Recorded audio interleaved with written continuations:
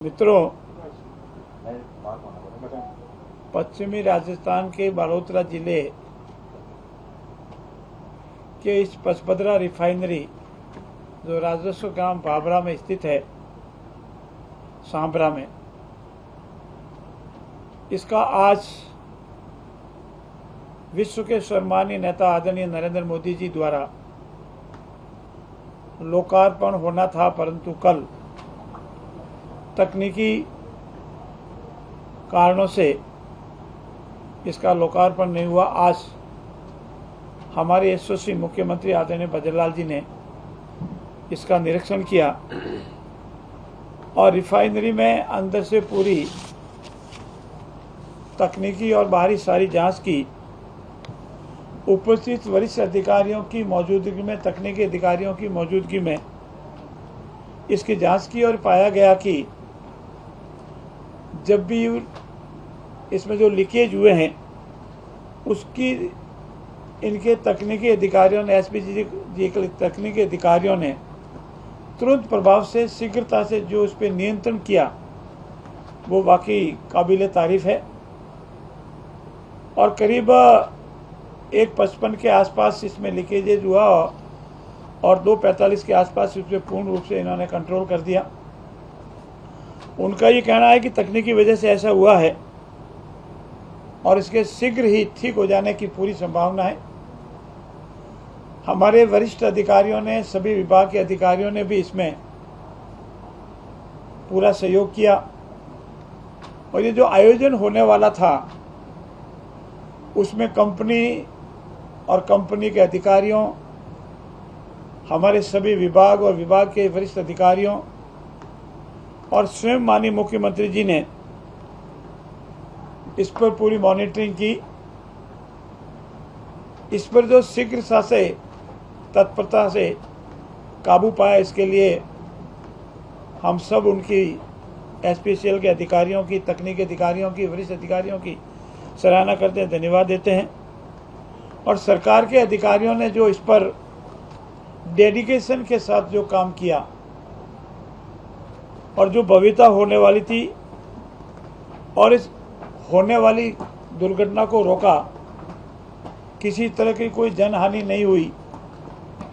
उसके लिए भी इनका बहुत बहुत धन्यवाद और उनका हम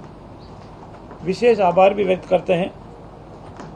समय रहते पूर्ण रूप से इस पर नियंत्रण पा लिया गया है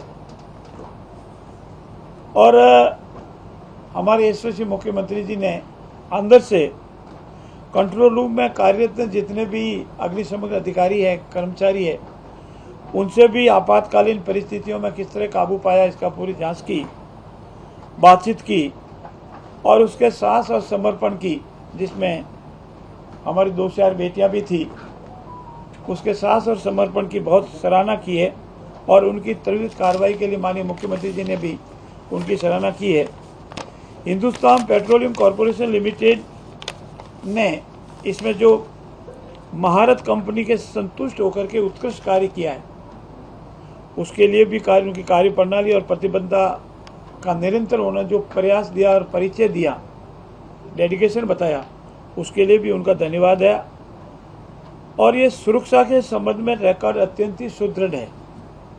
ये हमारी रिफाइनरी विस्तृत क्षेत्र में आधुनिक सारी तकनीक के साथ